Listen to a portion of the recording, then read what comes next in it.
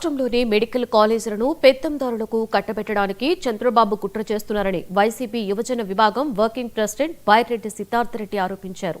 యువజన విభాగం ఆధ్వర్యంలో అనంతపురం మున్సిపల్ కార్యాలయం దగ్గర కోటి సంతకాల సేకరణ కార్యక్రమాన్ని సిద్ధార్థరెడ్డి ప్రారంభించారు.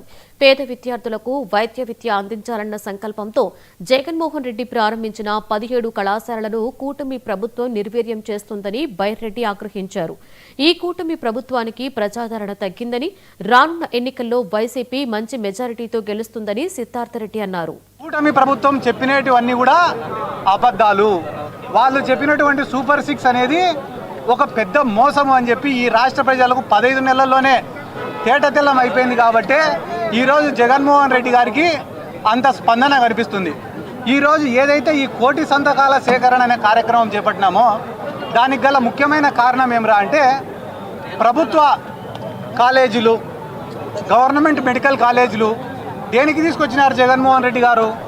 పేదవాళ్లకు విద్య అందాలా, పేదవాళ్లకు వైద్యం అందాలా అనే ఒక సదుద్దేశంతో 17 మెడికల్ కాలేజీలను శాంక్షన్ చేపిస్తే ఈరోజు చంద్రబాబు నాయుడు గారు ఏం చేస్తున్నారు?